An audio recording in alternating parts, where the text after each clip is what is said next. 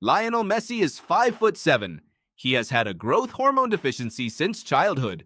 He is not the fastest player on the pitch. He is not the tallest. He is not the strongest. And he is widely considered the greatest footballer who has ever lived. That is not a coincidence. That is neuroscience.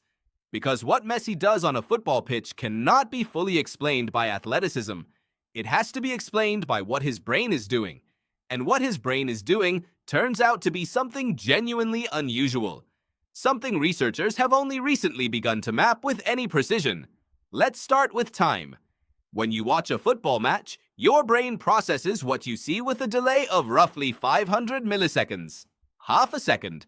That doesn't sound like much until you're standing in a penalty box where the ball travels at 70 miles per hour, and every decision has to be made before your conscious mind has finished processing the last one. Most players operate inside that delay. They react. They respond. They are always slightly behind the game. Elite players compress this gap, but Messi appears to operate almost outside it entirely. Neuroscientist Marcos Frank and his colleagues at the University of Washington have studied how elite athletes process visual information. What they found is that truly exceptional performers don't just react faster. Their brains predict.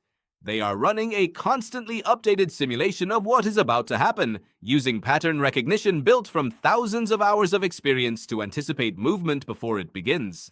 They are not watching football. They are reading it.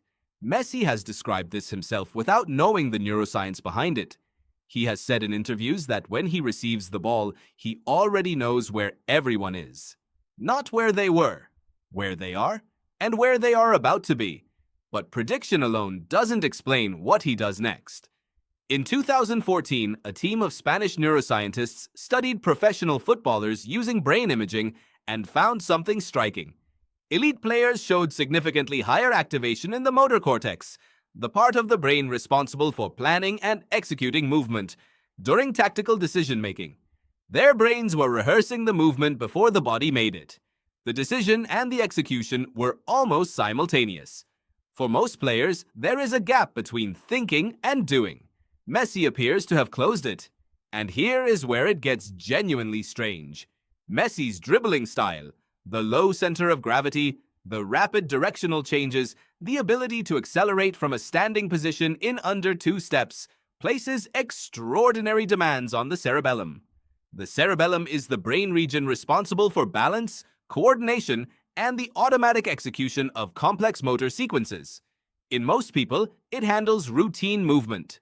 In elite athletes, it handles something closer to improvised choreography at 60 miles per hour.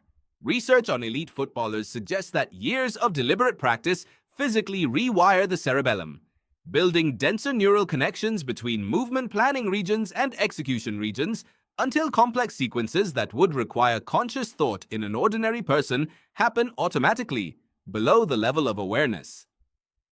Messi doesn't think about how to dribble.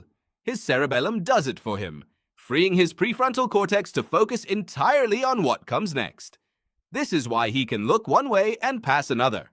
Why he can carry the ball through 4 defenders while simultaneously planning 3 moves ahead. His conscious mind is operating at the tactical level while his cerebellum handles the physical execution beneath it. 2 processes running in parallel, almost entirely independently. But the most interesting finding is the simplest one.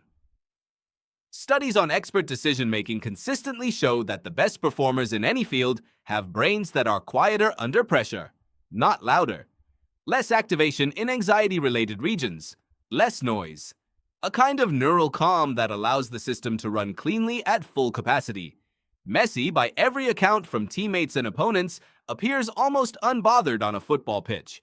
Not because he isn't trying, because his brain has done this so many times, so deeply, that the situation that would overwhelm anyone else barely registers as a problem.